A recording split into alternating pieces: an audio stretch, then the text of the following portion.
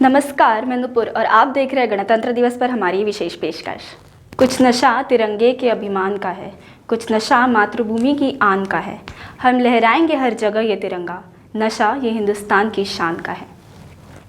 एक स्वतंत्र गणराज्य बनने और देश में कानून का राज स्थापित करने के लिए संविधान को 26 नवंबर 1949 को भारतीय संविधान सभा द्वारा अपनाया गया था और 26 जनवरी 1950 को इसे एक लोकतांत्रिक सरकार प्रणाली के साथ लागू किया गया था। संविधान को निर्माण करने का काम डॉक्टर भीमराव अंबेडकर ने बड़े ही उत्कृष्ट तरीके से किया। उनके इस योगदान की वजह से भारत को दुनिया भर में सर्वश्रेष्ठ लोकतांत्रिक देश माना जाता है।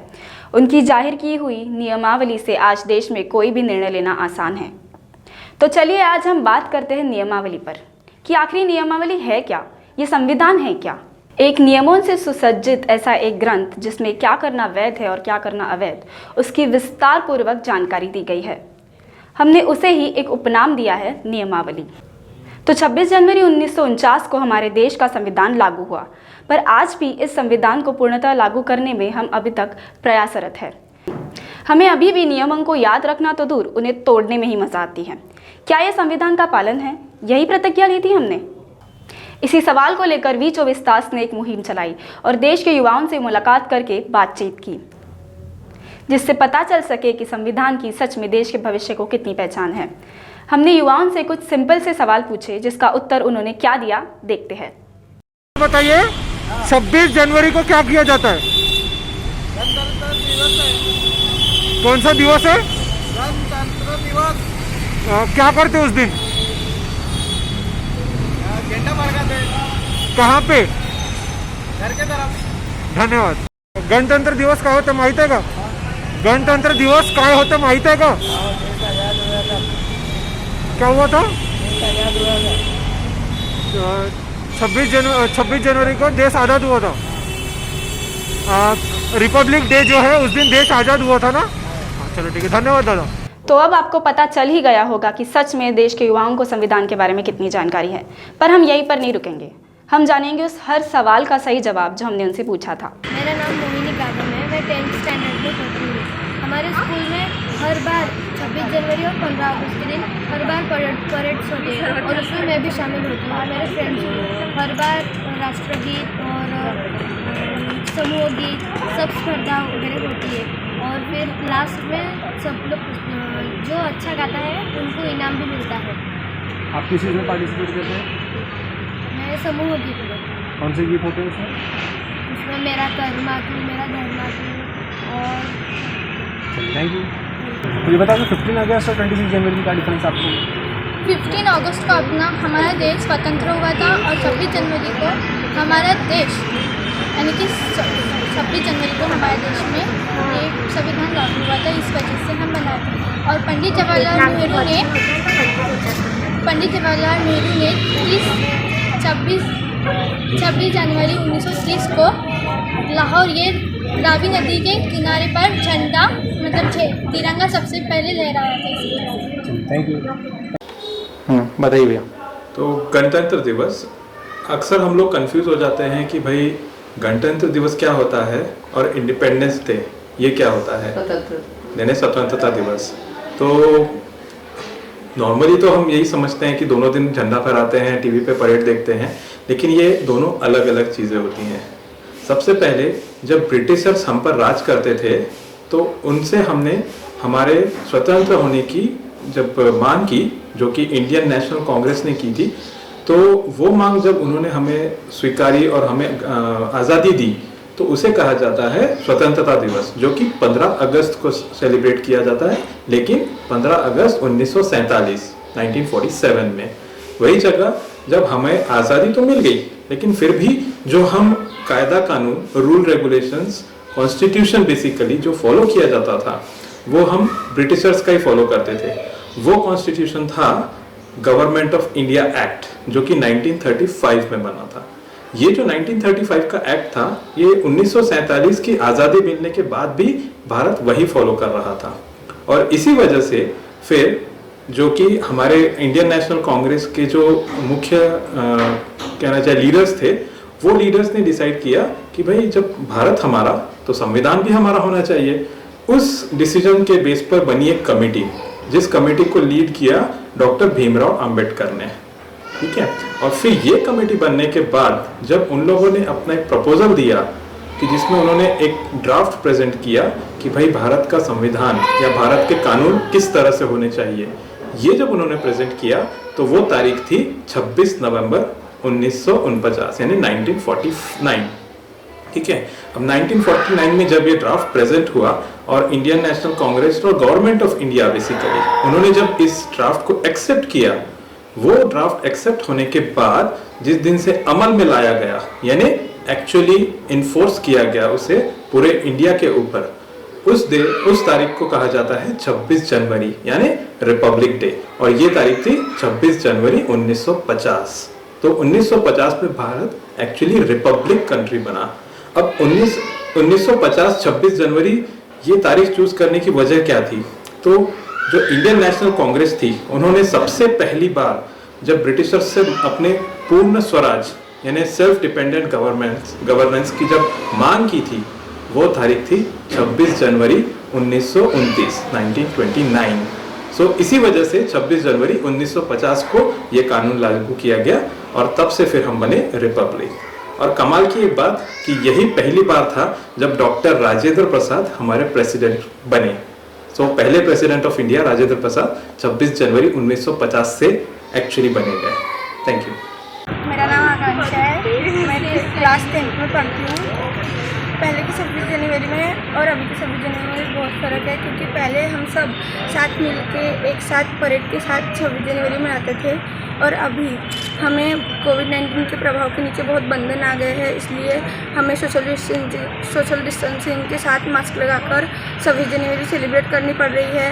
इसलिए हम ये 26 जनवरी सेलिब्रेट करेंगे और उसको हम सब साथ में सेलिब्रेट करेंगे। और बोलिए अच्छे से मनाएंगे। चलिए, इसके आप पहले कैसे करते थे स्कूल में, ये बताइए। जैसे पहले जब होती थी 26 जनवरी, जैसे 2019 में किस तरीके से मनाया था आपने? पहले हमारे स्कूल में परेड होती थी, हम सब समूह गीत गाते थे, उसमें टीचर लोगों के भाषण होते थे, सभी बच्चों को मतलब मिठाई बांटी थी, और हम सब बहुत अच्छे से बैठ के टीचर लोगों के भाषण भी सुनते थे। पर अभी वो दिन चले गए कोविड-19 के प्रभाव की वजह से। चलिए ठीक है, थैंक यू। खुशी शिंदे। कौन से क्लास में आप? 10th class. तो खुशी हमें बताइए कि 26 जनवरी यानी कि रिपब्लिक डे क्यों मनाया जाता है? रिपब्लिक डे हमारा भारत में हमारा संविधान लागू हुआ था और वो अभी तक चालू है, तो इसके लिए हम रिपब्लिक डे मनाते हैं। तो किस तरीके से मनाया जाता है रिपब्लिक डे, आप बता सकते हैं? हाँ, हम हमारे स्कूल में जनगण मन बोल के मना देते हैं। क्या क्या प्रोग्राम होते हैं स्कूल में आपके? परेड्स होती है, वो खास होता है हमारे स्कूल में, मतलब परेड्स होती है, गाने होते हैं। आप किस चीज़ में पार्टिसिपेट करते हैं जब स्कूल में 26 जनवरी मनाई जाती है? तो ग्रुप सॉन्ग मतलब समूह गीत। तो कौन से सॉन्ग्स होते हैं उसमें? देशभक्ति पर होते हैं, जैसे मेरा देश महान, भारत, ऐसे गाने होते हैं उसमें। ठीक है, थैंक यू। चलिए देखते हैं अभी, ठीक है, स्टार्ट। क्या नाम है आपका? शीतल महतो। कौन से क्लास में आप? 9th।